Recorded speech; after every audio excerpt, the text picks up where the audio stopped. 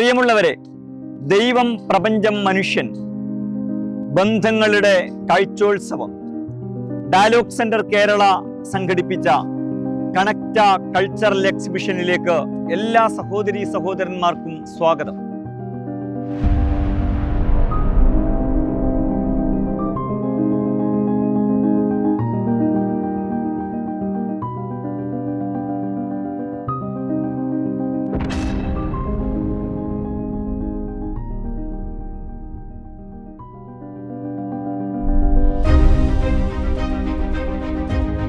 Dialogue centre Kerala സംഘടിപ്പിക്കുന്ന കണക്റ്റയിലേക്ക് നിങ്ങളെ ഹൃദയപൂർവ്വം തന്നെ ഞങ്ങൾ സ്വാഗതം ചെയ്യുകയാണ്.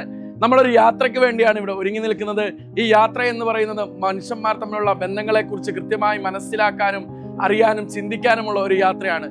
യാത്രക്കാരെന്ന നിലയ്ക്ക് നിങ്ങളോട് ഒരേ ഒരു നിയമമാണ് പറയാനുള്ളത്. അത് കടമനിട്ട രാമകൃഷ്ണന്റെ ഒരു കവിതയാണ്. കണ്ണു വേണം ഇരുപുറം എപ്പോഴും, കണ്ണു വേണം മുകളിലും താഴെയും, കണ്ണിനുള്ളിൽ കത്തിജ്വലിക്കും ഉൾക്കണ്ണ് വേണം അണയാത്ത കണ്ണ് എന്നുള്ളതാണ് ഈ യാത്രയിലെ നിയമം എന്ന് പറയുന്നത്. എങ്കിൽ മാത്രമാണ് ഈ യാത്ര കൊണ്ട്, ഈ സമയം കൊണ്ട് നിങ്ങൾക്ക് പ്രയോജനം ഉണ്ടാകൂ എന്ന് പ്രത്യേകം ഓർമ്മപ്പെടുത്തുന്നു. നിങ്ങളുടെ മുമ്പിൽ ഒരു പായ്ക്കപ്പലാണുള്ളത്. പായ്ക്കപ്പൽ എന്ന് പറയുന്നത് മനുഷ്യന്മാർ യാത്ര ചെയ്യാൻ വേണ്ടി ഉപയോഗിച്ചിരുന്ന ഒരു സംവിധാനമാണ്. നമുക്കറിയാം, മനുഷ്യന്മാർ പരസ്പരം ബന്ധം സ്ഥാപിച്ചിരുന്നത് യാത്രയിലൂടെയാണ്. ഇനി നിങ്ങൾ പോകാൻ പോകുന്നത് നിങ്ങളാരും തനിച്ചല്ലാതിരുന്ന, സ്നേഹം മാത്രം ശ്വസിച്ചിരുന്ന ഒരിടത്തേക്കാണ്. അവിടെ ആരും മിണ്ടിയിട്ടില്ല, അതുകൊണ്ട് ഇവിടെയും മിണ്ടാൻ പാടില്ല. മുന്നോട്ട് പോവുക.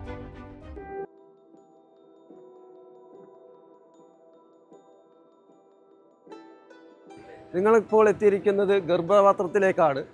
ഇവിടെ ഈ ശിശുവിന് 3 തരം ബന്ധങ്ങളുണ്ട്. അത് ഒന്ന് ആത്മാവും ശരീരവുമായിട്ടുള്ള ബന്ധമാണ്, മറ്റൊന്ന് മാതാവും കുഞ്ഞുമായിട്ടുള്ള ബന്ധമാണ്, മൂന്നാമത് സൃഷ്ടാവും സൃഷ്ടിയുമായിട്ടുള്ള ബന്ധമാണ്, പിന്നെ അത് പ്രകൃതിയിലേക്ക് വരുന്നു. അങ്ങനെ ബാക്കി വളരുന്ന കാര്യങ്ങളെക്കുറിച്ചുള്ള കാര്യങ്ങളാണ് ഇനിയുള്ള സ്റ്റാളുകളിൽ നിങ്ങൾക്ക് ദർശിക്കാൻ കഴിയുക.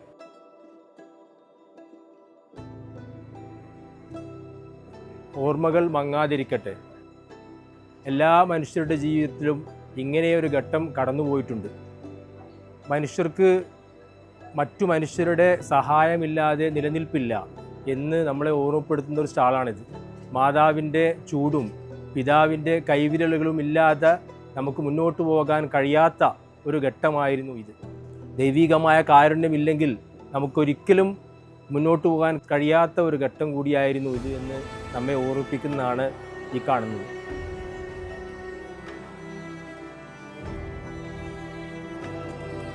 ഓർമ്മയത്തിലേക്ക് സ്വാഗതം. ബന്ധങ്ങളിൽ ഏറ്റവും പ്രധാനപ്പെട്ടതാണ് മാതാപിതാക്കളായിട്ടുള്ള ബന്ധം. ഓരോരുത്തരും അവരെ മാതാപിതാക്കളെ പറ്റി എഴുതിയ വാക്കുകളാണിത്. കൽപ്പറ്റ നാരായണൻ അവരെ അമ്മ മരണപ്പെട്ടപ്പോൾ എഴുതിയ വാക്കുകളാണിത്. അത് വായിച്ചുകൊണ്ട് മാതാപിതാക്കളെ ഓർത്ത് മുന്നോട്ട് നടന്നോളൂ.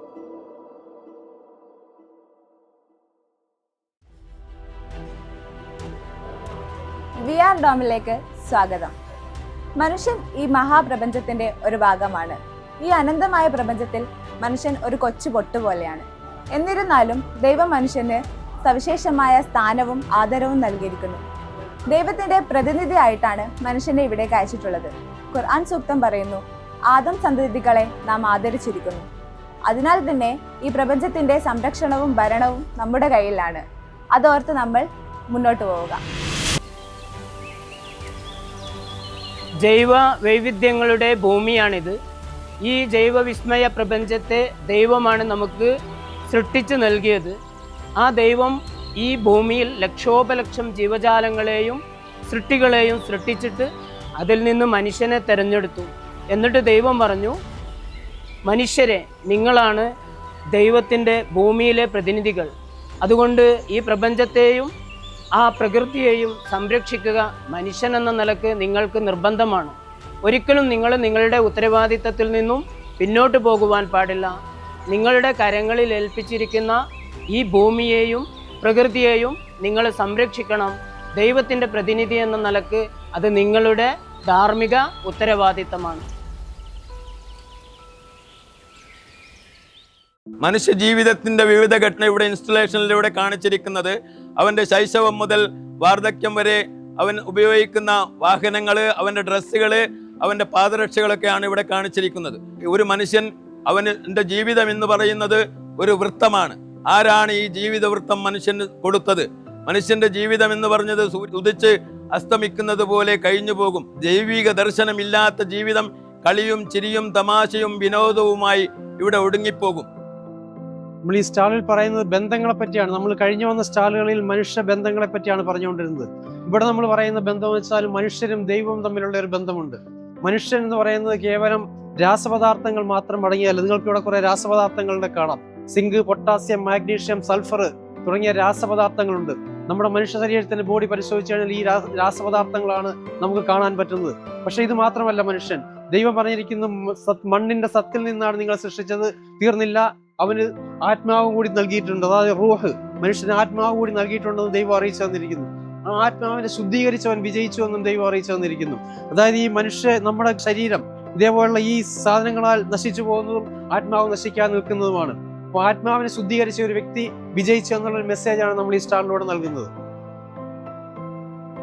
ബന്ധങ്ങളുടെ എക്സിബിഷനിൽ ആണും പെണ്ണും തമ്മിലുള്ള ബന്ധത്തെ സൂചിപ്പിക്കുന്ന ഒരു ഇൻസ്റ്റലേഷനാണിത്. ആണും പെണ്ണും ഒരേ ദൈവത്തിൽ, ഒരേ ആത്മാവിൽ നിന്നുള്ള സൃഷ്ടികളാണ്. യഥാർത്ഥത്തിൽ അവരുടെ പദങ്ങൾ വ്യത്യസ്തമാണ്. ആണിനൊരു ഷൂ, പെണ്ണിന് വേറൊരു ഷൂ. യഥാർത്ഥത്തിൽ സൂചിപ്പിക്കുന്നത് ഇവരുടെ ഉത്തരവാദിത്തങ്ങൾ വ്യത്യസ്തമാണ്. അവരുടെ ഇണയും തുണയും എന്ന രൂപത്തിൽ ഇത് സൂചിപ്പിക്കുന്ന ഒരു ഇൻസ്റ്റലേഷനാണ് ഇത്.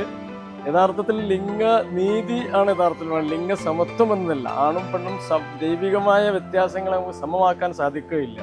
ദൈവത്തിൻ്റെ മുന്നിൽ അവരുടെ ദൈവഭയവും അവരുടെ പ്രവർത്തനങ്ങളിലെ സൽപ്രവർത്തനങ്ങളുമാണ് അവരുടെ പ്രതിഫലത്തിന് അർഹനാക്കുക.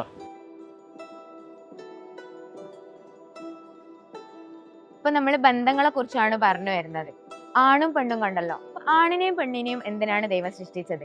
അതിന് കൃത്യമായ ഒരു ലക്ഷ്യമുണ്ട് എന്നുള്ളതാണ്. അതാണ് വംശപരമായ വർധനമാണ് അതുകൊണ്ട് ഉദ്ദേശിക്കുന്നത്. അപ്പൊ അതിനുള്ള ഏറ്റവും ആരോഗ്യപരമായിട്ടുള്ള ഒരു വ്യവസ്ഥയാണ് വിവാഹം എന്ന് പറയുന്നത്. എന്താണ് വിവാഹം? വിശുദ്ധ ഖുർആൻ പറയുന്നു അത് ബലിഷ്ഠമായ ഒരു കരാറാണ്, വളരെ ഉറപ്പുള്ളതാണെന്ന്. അത് പെട്ടെന്ന് അടർത്തി മാറ്റാൻ കഴിയില്ല. അപ്പൊ നമ്മളൊക്കെ എന്തിനാണ് ഇങ്ങനെ കെട്ടിയിടുന്നത്? കുറച്ച് ഫ്രീ ആക്കി വിട്ടൂടെ എന്നല്ലേ? നമ്മളൊന്ന് ആലോചിച്ച് നോക്കുക. എന്നെ ഒന്ന് ബോറടിക്കുമ്പോഴത്തേക്ക്, മതിയായിന്ന് തോന്നുമ്പോഴത്തേക്ക് ഇറങ്ങി പോകാൻ പറ്റുന്ന ഒരു വ്യവസ്ഥക്കുള്ളിൽ നമുക്ക് ഫ്രീ ആയിരിക്കാൻ പറ്റുമോ? സുരക്ഷിതരായിരിക്കാൻ പറ്റുമോ? അവിടെയാണ് ഉറപ്പുള്ള കരാറിന്റെ ആവശ്യം വരുന്നത്. വൈവാഹിക ജീവിതത്തിൽ സ്ത്രീകൾക്കും പുരുഷന്മാർക്കും ഓരോരോ ഉത്തരവാദിത്തങ്ങളാണ് ഉള്ളത്. ആ ഉത്തരവാദിത്തങ്ങൾ ഒരുപോലെ മുന്നോട്ട് കൊണ്ടുപോകുമ്പോഴാണ് ദാമ്പത്യ ജീവിതം കൂടുതൽ മനോഹരമായിട്ട് മാറുന്നത്. അവിടെ ചില കാര്യങ്ങൾ, ഗർഭധാരണം, പ്രസവം, മുലയൂട്ടുകൾ എന്നൊക്കെ 90% സ്ത്രീകൾ ചെയ്യുമ്പോൾ അവിടെ ഒരു 10% പുരുഷൻ്റെ ഒരു സപ്പോർട്ട്നെസ് ഉണ്ടായാൽ അവിടെ അത് പൂർണ്ണമായിട്ട് മാറുകയാണ്. അതുപോലെ സാമ്പത്തിക സുരക്ഷിതത്വം, കുടുംബത്തിൻ്റെ സംരക്ഷണമൊക്കെ 90% പുരുഷന്മാർ ചെയ്യുമ്പോൾ അവിടെ 10% സ്ത്രീകളുടെ ഒരു ഇൻവോൾവ്മെൻറ്റ് ഉണ്ടായാൽ അതൊരു 100%. നമ്മളിപ്പോൾ എവിടുന്ന വന്നത്? നമ്മൾ വന്നത് ഇപ്പോൾ വിവാഹത്തിൽ നിന്നാണ്. വിവാഹം കഴിയുമ്പോൾ ഉണ്ടാകുന്നതാണ് നമ്മളെ കുടുംബ ബന്ധം.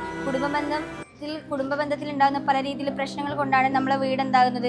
തലതിരിഞ്ഞ വീട് പോലെ ആകുന്നത്. ഒരു വീട് തലതിരിഞ്ഞ വീട് പോലെ ആകാനുള്ള കാരണം കുടുംബ പ്രശ്നമാണ്. കുടുംബ പ്രശ്നത്തിൽ ഉണ്ടാകുന്ന പ്രശ്നങ്ങളാണിത്. മദ്യപാനവും മയക്കുമരുന്നും പ്രശ്നങ്ങൾ കൊണ്ടുണ്ടാകുന്ന, ലഹരി ഉപയോഗം കൊണ്ടാകുന്ന നമ്മളെ കുടുംബ പ്രശ്നം എന്ന് പറയുന്നത് പുതിയ സമൂഹത്തെ വാർത്തേണ്ട കുടുംബമാണ്. ആ കുടുംബം എന്താകുന്നു? കുടുംബ പ്രശ്നങ്ങളും വീട് തലതിരിഞ്ഞ രൂപത്തിലാകുന്നു. ആ കുടുംബത്തിലുണ്ടാകുന്ന പല രീതിയിലുള്ള പ്രശ്നങ്ങൾ നമ്മുടെ മക്കൾക്കാണ് ബാധിക്കുന്നത്. ഈ കുട്ടിയെ നോക്കൂ, അതിന്റെ കണ്ണുകൾ കണ്ടില്ലേ? അത് പേടിച്ചരണ്ടിരിക്കുകയാണ്. അതിന്റെ കാരണം എന്താണെന്നറിയോ? ഇവിടെ വീട്ടിൽ മാതാപിതാക്കൾ കലഹിച്ചു കൊണ്ടിരിക്കുകയാണ്. ഒരു പക്ഷേ കുട്ടി കെട്ടിപ്പിടിക്കേണ്ടിരുന്നത് അമ്മയെയാണ്, പക്ഷെ അത് കെട്ടിപ്പിടിക്കുന്നത് ഒരു പാവക്കുട്ടിയാണ്. പുറകിൽ നിങ്ങൾ കണ്ടത് തലതിരിഞ്ഞൊരു വീടാണ്. ഇവിടെ സന്തുഷ്ട കുടുംബത്തെയാണ് നിങ്ങൾക്ക് കാണാൻ സാധിക്കുന്നത്. മസ്കൻ എന്നാണ് അറബിയിൽ വീടിന് പറയുന്ന പേര്. സമാധാനപരമായ ഇടം, ശാന്തമായ ഇടം എന്നൊക്കെയാണ് അതിനർത്ഥം. മനുഷ്യന് സമാധാനം നൽകുന്ന ഒരിടമാണ് വീട് എന്നുള്ളത്. പുറമേയുള്ള ബഹളങ്ങളിൽ നിന്നൊക്കെ മാറി സമാധാനം നൽകുന്ന ഇടം. ഒരു പ്രവാചക വചനം തന്നെയുണ്ട്, നിങ്ങൾ ഏറ്റവും നല്ലയാൾ നിങ്ങളുടെ കുടുംബത്തോട് ഏറ്റവും നന്നായി വർത്തിക്കുന്നവനാണ് എന്നുള്ളത്. ഒരു വീട് നിർമ്മിക്കാൻ ഇഷ്ടികകളും കല്ലുകളും ഉണ്ടെങ്കിൽ ഒരു കുടുംബം ഉണ്ടാവണമെങ്കിൽ അവിടെ ഹൃദയങ്ങൾ കൂടി ഒന്നിച്ച് ചേർന്നേ മതിയാവുകയുള്ളൂ.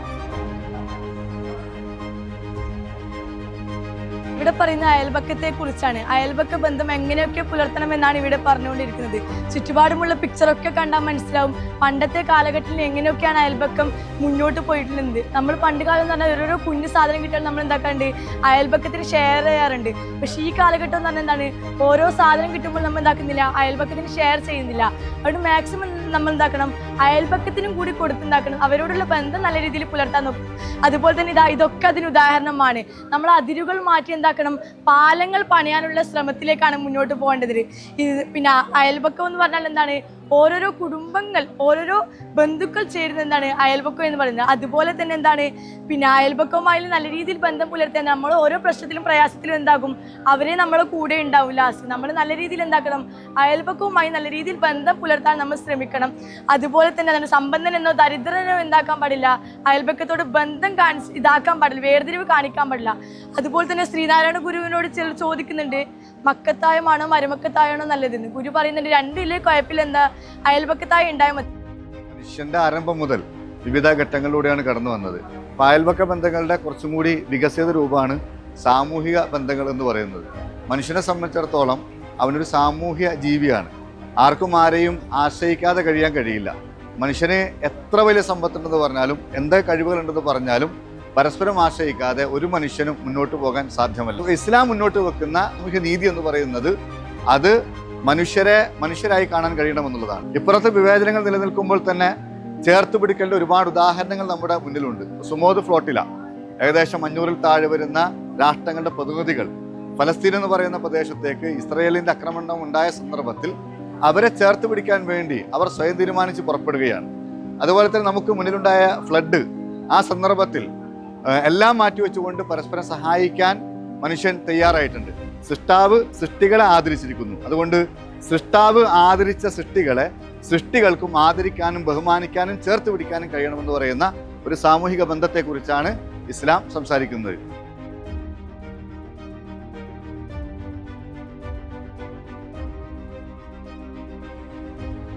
ഒരു മനുഷ്യൻ ഇവിടെ കുടുങ്ങിക്കിടക്കുന്നു. കുടുക്കിയ ഘടകങ്ങളാണ് പലിശ, ചൂതാട്ടം, തട്ടിപ്പ് പോലുള്ളത്.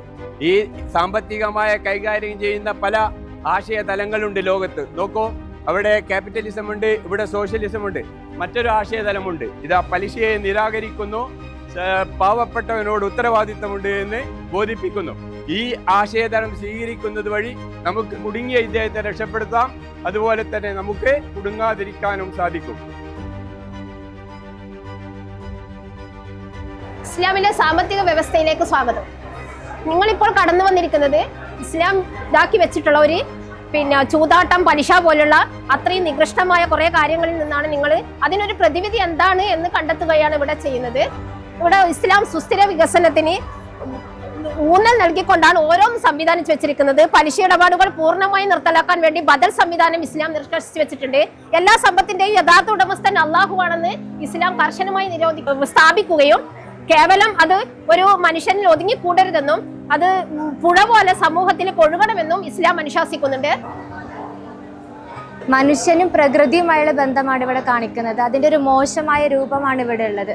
നമ്മൾ ആർത്തി മൂലം പ്രകൃതിയെ വെറുതെ ഉപയോഗിച്ച് കളയുന്നുണ്ട് അല്ലേ. അപ്പം ഇവിടെ നീരാളിയുടെ കരങ്ങൾ കൊണ്ട് സൂചിപ്പിക്കുന്നത് നമ്മുടെ കരങ്ങളാണ്. അതിലെന്താ, പ്രകൃതി പെട്ടിട്ടാണുള്ളത്. നമ്മൾ നീരാളി പിടിച്ച ശ്വാസം മുട്ടല്ലോ, അതേപോലെ നമ്മുടെ കർമ്മഫലങ്ങൾ മൂലം പ്രകൃതി ശ്വാസം മുട്ടി നിൽക്കാണ്. ഖുർആൻ പറയുന്നുണ്ട്, മനുഷ്യ കരങ്ങൾ പ്രവർത്തിച്ചതിൻ്റെ ഫലമായി കരയും കടലും വിനാശമുണ്ടായിരിക്കുകയാണ്. അപ്പോൾ ഇനി ഉപയോഗിക്കുമ്പോൾ സൂക്ഷിച്ച് മിതമായി ഉപയോഗിക്കാൻ ശ്രമിക്കുക. വരും തലമുറയ്ക്കും കൂടി വേണമെന്നുള്ള ബോധത്തോടെ ഉപയോഗിക്കുക.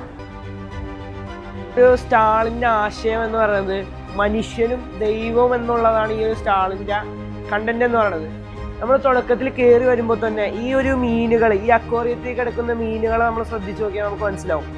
പല വർണ്ണത്തിലുള്ള മീനുകളുണ്ട്. യഥാർത്ഥത്തിൽ ഇതിനൊക്കെ കാണാൻ വളരെയധികം മനോഹാരിത നമുക്ക് തോന്നും. അപ്പോൾ നമ്മൾ ആലോചിക്കും, ചില ആളുകളുടെ ഒരു വാദമുണ്ട്, അതായത് ഇതെല്ലാം ഒരു യാദർശികമായി വന്നതാണ്. ഭൂമിയിൽ മനുഷ്യർ എന്ന് പറയുന്നത് തികച്ചും യാദർശികമായി വന്നൊരു സംഭവമാണെന്ന് പറയും. അപ്പോൾ ഒരിക്കലും യാദർശികമായി വന്നൊരു സംഭവത്തിന് ഇത്രയും അധികം മനോഹാരിത ഒരിക്കലും ലഭിക്കുകയില്ല. എല്ലാത്തിനും ഒരു ആസൂത്രകനുണ്ട്. ഈ ഒരു ആസൂത്രകനാണ് യഥാർത്ഥത്തിൽ ദൈവം എന്ന് പറയുന്നത്. അപ്പോൾ ഈ ഒരു ദൈവത്തിലേക്ക് നമ്മൾ അടുക്കാൻ വേണ്ടിയിട്ട് നമുക്ക് പറഞ്ഞിട്ടുള്ള സംഭവം എന്താണ്? അവന് ഇബാദത്ത് ചെയ്യുക, അവന് വേണ്ടി ദുആ ചെയ്യുക. അതാണ് ഈ ഒരു കൈകൾ കൊണ്ട് ഉദ്ദേശിക്കുന്നത്. ഇതൊരു ലൈറ്റ് ഹൗസ് ആണ് ഈ കാണിച്ചിരിക്കുന്നത്. ഈ ലൈറ്റ് ഹൗസിന്റെ ഉപയോഗം എന്ന് പറഞ്ഞു കഴിഞ്ഞാൽ പുറംകടലിൽ കപ്പലുകളും ബോട്ടുകളും ഒക്കെ ദിശ തെറ്റി അലയുന്ന രാത്രികളുണ്ടാവും. എങ്ങോട്ടാണ് പോകേണ്ടതെന്നറിയാതെ അവർ അലയുമ്പോൾ വളരെ വിദൂരതയിൽ നിന്നൊരു പ്രകാശം കാണും, ലൈറ്റ് ഹൗസിന്റെ പ്രകാശം. അത് കാണുകയും അവർ അതിൻ്റെ നേരെ സഞ്ചരിക്കുകയും സുരക്ഷിതമായി എത്തിച്ചേരുകയും ചെയ്യും. അതേപോലെ തന്നെ നമ്മയൊക്കെ സൃഷ്ടിച്ച ദൈവം തമ്പുരാൻ സുരക്ഷിതമായ ലക്ഷ്യസ്ഥാനത്ത് എത്താൻ വേണ്ടി നമുക്ക് തന്നിരിക്കുന്ന ഒരു ലൈറ്റ് ഹൗസ് ആണ് ഇസ്ലാം. ഇതിൻ്റെ അകത്ത് മാർഗങ്ങളുണ്ട്, അതേപോലെ തന്നെ വിശ്വാസപരമായ കാര്യങ്ങളുണ്ട്. ഇത് രണ്ടും കൂട്ടിച്ചേർത്ത് നമ്മൾ മുന്നോട്ട് പോകുമ്പോഴാണ് ദിശ തെറ്റാതെ കൃത്യമായ ലക്ഷ്യസ്ഥാനത്ത് നാം എത്തിച്ചേരുന്നത്. ഇസ്ലാമിന്റെ വെളിച്ചം ഭൂമിയിലേക്ക് എത്തിക്കാൻ നിയുക്തരായിട്ടുള്ളവരാണ് പ്രവാചകന്മാരെന്ന് പറയുന്നത്. അവർ മനുഷ്യർക്കുള്ള വഴികാട്ടികളായിട്ടും മാതൃകകളായിട്ടുമാണ് ഇറക്കപ്പെട്ടിട്ടുള്ളത്. ഇവിടെ നോക്കിയാൽ കാണാം, ഒരു സമുദായം അതിലൊരു ദൈവദൂതൻ മുന്നറിയിപ്പുകാരൻ വരാതെ കഴിഞ്ഞു പോയിട്ടില്ല എന്ന് വേദവാക്യമുണ്ട്. അവസാനത്തെ പ്രവാചകനാണ് മുഹമ്മദ് നബി എന്ന് പറയുന്നത്. അദ്ദേഹം ഇറക്കപ്പെട്ടിട്ടുള്ളത് മക്കയിലാണ്. ഇവിടെ കാണിക്കുന്നത് മുഹമ്മദ് നബിയുടെ മനുഷ്യാവകാശ പ്രഖ്യാപനമാണ്. ഇതിൽ 4 കാര്യങ്ങൾ വിശദീകരിക്കുന്നു. രക്തവും സമ്പത്തും അഭിമാനവും പവിത്രമാണ്, പലിശയെ നിരോധിച്ചിരിക്കുന്നു, സ്ത്രീകളുമായി ബന്ധപ്പെട്ടിട്ടുള്ള വിഷയം, സമത്വവുമായി ബന്ധപ്പെട്ടിട്ടുള്ള വിഷയം ഇതിൽ വിശദീകരിക്കുന്നു. ഇവിടെ നോക്കിയാൽ മദീന ചാർട്ടറാണ് കൊടുത്തിട്ടുള്ളത്. ചരിത്രത്തിലെ ആദ്യത്തെ ലിഖിത ഭരണഘടനയാണ് മദീന ചാർട്ടർ എന്ന് പറയുന്നത്. ഇപ്പോൾ നിലവിലുള്ള UN ചാർട്ടർ ഇതുമായി സ്വാധീനം ചെലുത്തിയിട്ടാണ് ഇറക്കപ്പെട്ടിട്ടുള്ളത്. ലോകജനതക്കുള്ള വഴികാട്ടിയും അന്ത്യപ്രവാചകനായ മുഹമ്മദ് നബിയെയും പരിചയപ്പെട്ടിട്ടാണ് നമ്മൾ വരുന്നത്. അദ്ദേഹത്തിലൂടെ അവതീർണമായ വേദഗ്രന്ഥത്തിന് മുന്നിലാണ് നമ്മൾ നിൽക്കുന്നത്. ദൈവവും സൃഷ്ടാവും സൃഷ്ടിയും തമ്മിലുള്ള ബന്ധമാണ് ഈ ഇൻസുലേഷൻ ലക്ഷ്യമിടുന്നത്. വേദഗ്രന്ഥം മനുഷ്യനിർമ്മിതമല്ല. ആകാശത്ത് നിന്നും വർഷിക്കുന്ന ഈ അക്ഷരമാലകൾ അത് ദൈവത്തിൽ നിന്നുള്ള അരുളപ്പാടാണെന്ന് സമർത്ഥിക്കുന്നു. മനുഷ്യന് സത്യാസത്യ വിവേചനം വേർതിരിക്കാനുള്ള ഉരക്കല്ലാണ് വേദഗ്രന്ഥം. എല്ലാ വേദഗ്രന്ഥത്തെയും ഖുർആൻ സത്യപ്പെടുത്തുകയും അതിൻ്റെ പിന്തുടർച്ചയുമാണ്. നമ്മളൊരു പ്രൊഡക്റ്റ് വാങ്ങുമ്പോൾ നമുക്കതിൻ്റെ കൂടെ ഒരു കാറ്റലോഗ് കിട്ടും. മനുഷ്യൻ ഈ ലോകത്ത് അവൻ്റെ ജീവിതം എങ്ങനെ പ്രയോഗവൽക്കരിക്കണമെന്ന് വഴികാട്ടിയാണ് വേദഗ്രന്ഥം. മനുഷ്യന് വേദഗ്രന്ഥത്തിൽ നിന്നും 3 കാര്യങ്ങൾ ലഭിക്കുന്നു. 1 ഹിദായത്ത്, അത് മനുഷ്യന് സന്മാർഗം ലഭിക്കുന്നു. 2 നൂറ്, അജ്ഞതയുടെ അന്ധകാരത്തിൽ നിന്നും ജ്ഞാനത്തിൻ്റെ വഴിയിലേക്കുള്ള പ്രകാശം ലഭിക്കുന്നു. 3 ബസീർ, കാഴ്ചയല്ല ഉൾക്കാഴ്ചയാണ് ലഭിക്കുന്നത്. വേദഗ്രന്ഥത്തെ ഉൾക്കൊള്ളുന്ന മനുഷ്യന് അതിൽ നിന്നും പ്രസരിക്കുന്ന പ്രകാശത്തിലൂടെ ഇവിടെ രേഖപ്പെടുത്തപ്പെട്ടിട്ടുള്ളതിലും അതിലേറെയും കാര്യങ്ങൾ അവനെ ആർജിച്ചെടുക്കാൻ സാധിക്കുന്നു. മനുഷ്യനെയും ദൈവത്തെയും ബന്ധിപ്പിക്കുന്ന ഒരു ആരാധനയാണ് നമസ്കാരം. ദൈവം നമുക്ക് ഒരുപാട് അനുഗ്രഹങ്ങൾ തന്നിട്ടുണ്ട്. ആ അനുഗ്രഹങ്ങൾക്കൊക്കെ ഒരു നന്ദി അർപ്പണമാണ് യഥാർത്ഥത്തിൽ നമസ്കാരത്തിലൂടെ നടക്കുന്നത്. നമസ്കാരം എന്നത് എല്ലാ തിന്മയിൽ നിന്നും അകറ്റി നിർത്തി യഥാർത്ഥ മനുഷ്യനാക്കാനും ഹൃദയശുദ്ധി വരുത്താനും സമാധാനം നൽകാനും നമുക്ക് സാധിക്കുന്നുണ്ട്. ഇസ്ലാമിന്റെ സക്കാത്ത് വ്യവസ്ഥയെ പ്രയോഗിക്കുന്ന ഒരു മരമാണ്. ഇസ്ലാമിലെ സക്കാത്ത് ഒരു ഫലവൃക്ഷം പോലെയാകണം.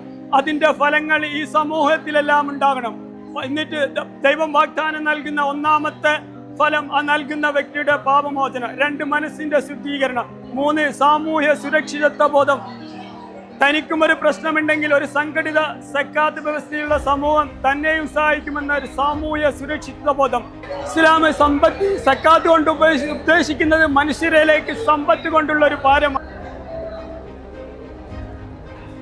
ഇത് നോമ്പിനെ കുറിച്ച് പറയുന്ന ഒരു സെക്ഷനാണ്. ഖുറാനിൽ പറഞ്ഞ അനുസരിച്ച് നോമ്പെടുക്കുകയാണെങ്കിൽ നമുക്ക് ഇത്രയും കുറേ ഗുണങ്ങൾ കിട്ടുന്നതാണ് ഇവിടെ കാണിക്കുന്നത്. അഥവാ ആരോഗ്യപരമായി പറയുന്ന ഗുണങ്ങളാണ് ഈ ഭാഗത്തായിട്ട് കൊടുത്തതും ആത്മീയപരമായി പറയുന്ന ഗുണങ്ങളാണ് ഈ ഭാഗത്തായിട്ട് കൊടുത്തിട്ടുള്ളത്.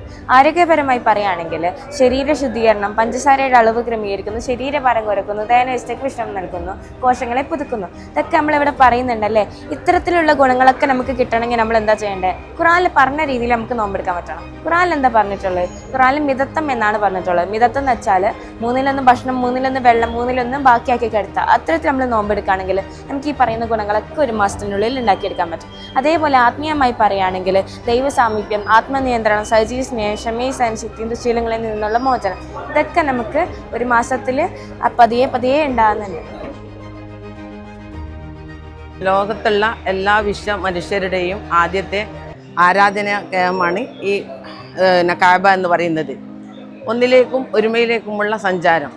6 ഭൂഖണ്ഡങ്ങളിൽ നിന്നും ഒരേ സമത്വത്തിൽ ഒരേ സ്ഥലത്ത് നിൽക്കുന്ന ഈ 6 ഭൂഖണ്ഡങ്ങളിൽ നിന്നും ഒരേ ദൂരമുള്ള ഒരു സ്ഥലമാണ് നമ്മുടെ കഅബ നിൽക്കുന്നത്. ഇവിടെ ഹജറുൽ അസ്വദ് നമ്മളെ ഒരു കിബില, നമ്മുടെ ഒരു ബിന്ദു ആയിട്ടാണ് ഇവിടെ കണക്കാക്കുന്നത്. ലോകത്തുള്ള എല്ലാ മനുഷ്യരെയും, കറുത്തവൻ, വെളുത്തവൻ, പാവപ്പെട്ടൻ, പണക്കാരന് എന്ന് വേണ്ട എല്ലാവരെയും ഒരേ സമയത്ത് ഒരേ തുല്യതയിൽ, ഒരേ വസ്ത്രത്തിൽ, ഒരേ സമയത്ത് ഒറ്റ കോണിൽ ഒറ്റയായിട്ട് നിർത്തുന്ന ഒരു സംഘവുമാണ് അറഫ ദിവസം നമ്മോട് പറയുന്നത്. ഈ ഹജ്ജിൻ്റെ ഉദ്ദേശം തന്നെ സമത്വമാണ്, ഈക്വലാണ്. നാം ആരെക്കാളും ഉയർന്നവനോ താഴ്ന്നവനല്ല, നാം എല്ലാവരും ഒന്നാണെന്നാണ് നമ്മളെ ഈ ഹജ്ജ് കൊണ്ട് നമ്മളെ പഠിപ്പിക്കുന്നത്. അറഫ താഴ്വരയിൽ നിന്നുകൊണ്ടാണ് നാം മനുഷ്യരെല്ലാവരെയും ഒന്നിച്ച് ഒരേ കോണിൽ നിർത്തിക്കൊണ്ട് ദൈവം നമ്മോട് പറയുന്നത്, നിങ്ങൾ ചോദിച്ചു കൊണ്ടേയിരിക്കുക, ഞാൻ ചോദ്യത്തിന് ഉത്തരം നൽകുന്നതായിരിക്കും. മണ്ണുകൊണ്ടാണ് നമ്മളെ സൃഷ്ടിച്ചത്. നമ്മൾ മണ്ണിൽ നിന്ന് മണ്ണിലേക്ക് തന്നെ ലയിക്കേണ്ടവരാണ്. നാളെ ഓരോരുത്തരും ഇവിടെ വന്ന് കിടക്കേണ്ടവരാണ് എന്ന് ഉള്ളൊരു ബോധ്യത്തോടെ ജീവിച്ചാൽ ഏറ്റവും നല്ല രീതിയിൽ കർമ്മങ്ങൾ ചെയ്യും. പ്രവാചകന്റെ ഒരു വചനമുണ്ട്, ആര് മരണത്തിന് വേണ്ടി ഒരുങ്ങുന്നുവോ അവനാണ് ഭൂമിയിലെ ഏറ്റവും ബുദ്ധിമാൻ എന്ന് പ്രവാചകന്റെ വചനമുണ്ട്. അതിനനുസരിച്ച് ജീവിക്കുക. അള്ളാഹു അനുഗ്രഹിക്കും.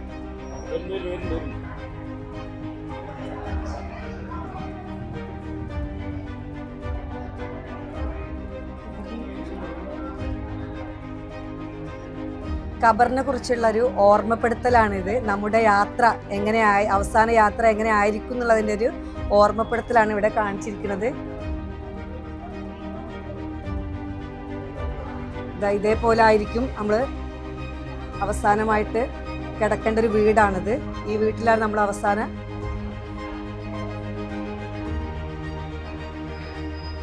നമ്മൾ ഈ ഒരു എക്സിബിഷന്റെ പേര് കണക്റ്റ എന്ന് പറഞ്ഞു കഴിഞ്ഞാൽ പരസ്പരം ബന്ധിപ്പിക്കുക. എന്തിനാ നമ്മൾ കാര്യങ്ങളെ കണക്ട് ചെയ്യല്? ഒരു പൂർണ്ണത കിട്ടാൻ അല്ലേ? പക്ഷെ നമ്മൾ ആലോചിച്ച് നോക്കുക, മാതാവിന്റെ ഗർഭപാത്രത്തിൽ നിന്ന് തുടങ്ങിയ നമ്മുടെ ജീവിതം ഈ മരണത്തോട് കൂടി അവസാനിക്കുന്ന ഒന്നാണെങ്കിൽ അതിനൊരു പൂർണ്ണത ഉണ്ടെന്ന് പറയാൻ പറ്റുമോ? ഇല്ല. കാരണം അത്രമാത്രം അധർമ്മങ്ങളും അനീതികളും നിറഞ്ഞൊരു ലോകത്താണ് നമ്മൾ ജീവിച്ചുകൊണ്ടിരിക്കുന്നത്. അതുകൊണ്ട് തന്നെ നമ്മുടെ ജീവിതത്തിന് ഒരു അർത്ഥം ഉണ്ടാവണമെങ്കിൽ മരണത്തിന് ശേഷം ഒരു ജീവിതം ഉണ്ടായേ പറ്റുള്ളൂ. ലോകത്തുള്ള എല്ലാ നല്ല മനുഷ്യരും ആഗ്രഹിക്കുന്നതാണിത്. അത് വേദഗ്രന്ഥങ്ങളും പ്രവാചകന്മാരും ഒക്കെ നമ്മളെ പഠിപ്പിച്ചതാണ്, നമ്മുടെ ബുദ്ധിക്ക് നിരക്കുന്നതുമാണ്. അതുകൊണ്ട് തന്നെ നാളെ മരണത്തിന് ശേഷം ഇങ്ങനെ ഒരു വിചാരണ നാളിനെ നമ്മൾ നേരിടേണ്ടി വരും എന്നുള്ളതിൻ്റെ ഒരു മുന്നറിയിപ്പാണ് നമ്മുടെ ഈ അവസാനത്തെ സ്റ്റോള്. നമുക്കറിയാം, നമ്മൾ ലോകത്ത് എന്തൊക്കെ നേടിയിട്ടുണ്ടെങ്കിലും അതൊക്കെ മരണത്തോടു കൂടി അവസാനിക്കുന്നതാണ്. ബാക്കിയാകുന്നത് നമ്മുടെ കർമ്മങ്ങൾ മാത്രമായിരിക്കും. അതുകൊണ്ട് തന്നെ നമ്മുടെ ഈ തിരക്ക് പിടിച്ച ജീവിതത്തിനിടയിൽ നമ്മുടെ യഥാർത്ഥ ജീവിതത്തിന്റെ ലക്ഷ്യം നമ്മൾ മറന്നു പോകരുത് എന്ന് ഓർമ്മിപ്പിക്കുകയാണ്. ദൈവം നമ്മളെയൊക്കെ അനുഗ്രഹിക്കട്ടെ.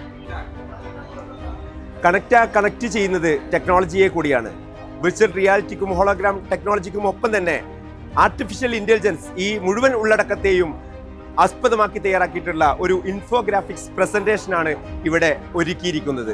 ഇതേപോലെ തന്നെ പോഡ്കാസ്റ്റും ക്വിസും ഒപ്പം തന്നെ വീഡിയോ പ്രസന്റേഷനും ഒക്കെ ചേർത്തുകൊണ്ടുള്ള ഒരു പോർട്ടലും കൂടി കണക്റ്റയുടെ ഭാഗമായിട്ട് തയ്യാറാക്കിയിട്ടുണ്ട്. connecta.islam.malayalam.net എന്ന് പറയുന്ന വെബ്സൈറ്റിലൂടെ ഇതും നമുക്ക് കൂടുതൽ എക്സ്പ്ലോർ ചെയ്ത് മുന്നോട്ട് പോകാനുള്ള സാധ്യതകളാണ് തുറന്നു വരുന്നത്. മനുഷ്യർ മറന്നുപോയ ബന്ധങ്ങളെ ഓർമ്മിപ്പിക്കുകയാണ് കണക്ട് ചെയ്തത്. ദൈവം, മനുഷ്യൻ, പ്രപഞ്ചം എന്ന വലിയൊരു പ്രമേയത്തിലൂടെ മനുഷ്യനും തമ്മിലും കുടുംബവും പ്രകൃതിയും പ്രപഞ്ചവും സമ്പത്തും പരിസ്ഥിതിയും ഇവിടെ പരിചയപ്പെടുത്തി. ഏറ്റവും ഒടുവിൽ ആത്മാവും ശരീരവും എവിടെയാണോ സംഗമിച്ചത് അവിടെ നിന്ന് ശരീരത്തിൽ നിന്ന് ആത്മാവ് വേർപെട്ടു. മനുഷ്യൻ മണ്ണിലേക്ക് മടങ്ങി. ആത്മാവ് അതിൻ്റെ അനന്തമായ യാത്ര തുടരുന്നു. മരണത്തെയല്ല പേടിക്കേണ്ടത്, ആത്മാവിൻ്റെ തുടർന്നുള്ള യാത്രയാണ്. അതിലേക്ക് എന്താണ് മനുഷ്യൻ ഒരുങ്ങേണ്ടതെന്ന് ഓരോ മനുഷ്യരുമാണ് തീരുമാനിക്കേണ്ടത്. ഈ ബന്ധങ്ങളുടെ കാഴ്ചോത്സവം കണ്ട മുഴുവൻ ആളുകൾക്കും ഹൃദയത്തിൻ്റെ ഭാഷയിൽ ഈ സംഘത്തിന് വേണ്ടി നന്ദി രേഖപ്പെടുത്തുന്നു. നന്ദി, നമസ്കാരം. ഈ ബന്ധങ്ങളുടെ ദൃശ്യോത്സവം വലിയൊരു ആഘോഷമാക്കിയ മുഴുവൻ ജനങ്ങൾക്കും കണ്ണൂർ സംഘാടക സമിതിയുടെ അഭിനന്ദനങ്ങളും നന്ദിയും രേഖപ്പെടുത്തുകയാണ്. യഥാർത്ഥത്തിൽ ഇത് ബന്ധങ്ങളുടെ ദൃശ്യോത്സവം എന്നതിലുപരി ബോധ്യങ്ങളുടെ ആഘോഷമായിരുന്നു. ബോധ്യങ്ങളുടെ ആഘോഷം. കണ്ണൂർ ഇതിനെ സ്വീകരിച്ചത് കണ്ണൂരിൻ്റെ സൗഹൃദത്തിൻ്റെയും സ്നേഹത്തിൻ്റെയും പാരസ്പര്യത്തിൻ്റെയും പൈതൃകത്തോടു കൂടിയാണ്. കണ്ണൂരിനെ നമുക്കറിയാം. കണ്ണൂർ എല്ലാ നിലയിലും മാലിക് ബിൻ ദിനാർ വന്ന് ഇറങ്ങി പ്രബോധന പ്രവർത്തനങ്ങൾക്ക് വലിയ മണ്ണ് പാകിയ നാടാണ് കണ്ണൂർ. കൊണ്ടും കൊടുത്തും നിൽക്കുന്ന കണ്ണൂർ. കണ്ണൂർ കേരളത്തിലെ ഏക രാജവംശമായ മുസ്ലിം രാജവംശമായ അറക്കൽ സ്വരൂപത്തിൻ്റെ നാടാണ്. അറക്കൽ സ്വരൂപം എന്ന് പറഞ്ഞാൽ പരസ്പര ബന്ധങ്ങൾ ഊട്ടി വളർത്തിയ സാമൂഹിക ബന്ധങ്ങളിൽ ഇടപെട്ട ഒരു സ്വരൂപമാണ്. ആ അറക്കൽ സ്വരൂപവും ചിറക്കൽ സ്വരൂപവും കോലത്തിരി രാജവംശവും എല്ലാം സൗഹൃദം പങ്കിടുന്ന ഈ നാട്ടിലേക്ക് ബന്ധങ്ങളുടെ ഈ കാഴ്ചോത്സവത്തെ ഞങ്ങൾ ഊഷ്മളമായി സ്വാഗതം ചെയ്തു. 1.25 ലക്ഷത്തോളം ജനങ്ങൾ ഈ കാഴ്ചകൾ കാണാൻ ഇവിടേക്ക് വന്നു. അതാണ് ആ ബോധ്യങ്ങളാണ് ഞങ്ങൾക്ക് പ്രതീക്ഷ നൽകുന്നത്. ഈ പ്രതീക്ഷയിൽ ഞങ്ങൾക്ക് ഏറെ ഭാവിയുണ്ട്. നാടും നഗരവും ബന്ധങ്ങളും ഹൃദയങ്ങളും ഈ ബോധ്യങ്ങളിൽ നിന്നും ഈ സൗഹൃദങ്ങളിൽ നിന്നും പുതിയൊരു ലോകം, പുതിയൊരു നന്മയുടെ ലോകം പടുത്തുയർത്തും എന്ന പ്രതീക്ഷയോടുകൂടി എല്ലാ ജനങ്ങൾക്ക് നൽകിയിട്ടുള്ളത്. കേരളത്തിൽ നിന്ന് മാത്രമല്ല, മറ്റ് സംസ്ഥാനങ്ങളിൽ നിന്നുകൂടി ഈ കണക്റ്റയിലേക്ക് ആളുകൾ ഒഴുകിയെത്തുകയായിരുന്നു. വിദേശത്ത് നിന്നുപോലും ടിക്കറ്റ് എടുത്ത് കണക്റ്റ കാണാൻ വേണ്ടി വന്ന ആളുകളുണ്ട്. ഈ കണക്റ്റയുടെ തിരക്ക് പിടിച്ച ഈ ഒരു എക്സിബിഷൻ പ്രക്രിയയിൽ വന്ന ആളുകളോടെല്ലാവരോടും കണ്ണൂരിൻ്റെ ഈ കണക്റ്റ കൾച്ചറൽ എക്സിബിഷൻ്റെ സംഘാടക സമിതി ചെയർമാൻ എന്ന നിലയിൽ ഞാൻ പ്രത്യേകം നന്ദി രേഖപ്പെടുത്തുകയാണ്. അതോടൊപ്പം ഇവിടെ വന്ന് കണ്ടുപോകുന്നതിൻ്റെ ഇടയിൽ പ്രത്യേകമായി ആളുകളെ കാണാനോ ശ്രദ്ധിക്കുവാനോ കഴിയാതെ പോയിട്ടുണ്ട് എങ്കിൽ ക്ഷമ ചോദിക്കുകയും ചെയ്യുകയാണ്. വലിയ ഒരു മെസ്സേജ് എന്ന് ഞാൻ സൂചിപ്പിച്ചു. ഇസ്ലാമിൻ്റെ ചരിത്രത്തിൽ ഇങ്ങനെ ഹ്രസ്വമായ കാഴ്ചയിലൂടെ ജനങ്ങളുടെ ജീവിതത്തെ മാറ്റിമറിക്കുന്ന ഒരു മെസ്സേജ് നൽകാൻ ഈ കണക്റ്റയിലൂടെ സാധിച്ചിട്ടുണ്ട് എന്നതാണ് കണ്ട വലിയ ആളുകളെല്ലാവരും വിലയിരുത്തിയിട്ടുള്ളത്. തീർച്ചയായും ഇതിനെ നമുക്ക് ജനങ്ങളുടെ ബന്ധവും ജനങ്ങൾ തമ്മിലുള്ള ബന്ധവും കുടുംബ ബന്ധവും അതോടൊപ്പം ജനങ്ങളും പ്രകൃതിയും മനുഷ്യരും ദൈവവും തമ്മിലുള്ള ബന്ധവും നിലനിർത്തുവാൻ കൂടുതൽ സഹായകമാകും എന്ന കാര്യത്തിൽ യാതൊരു സംശയവുമില്ല. അതുകൊണ്ട് ഈ മെസ്സേജ് കണ്ടവർ കാണാത്തവർക്ക്, കണ്ടവർ വീണ്ടും വീണ്ടും എല്ലാവർക്കും കൈമാറണം എന്ന് മാത്രം ഈ സന്ദർഭത്തിൽ സൂചിപ്പിക്കുകയാണ്. ഒരിക്കൽ കൂടി സർവശക്തനായ ദൈവത്തിന് നന്ദി രേഖപ്പെടുത്തുന്നു. അൽഹംദുലില്ലാ. അസ്സലാമു അലൈക്കും വറഹ്മത്തുള്ളാഹി.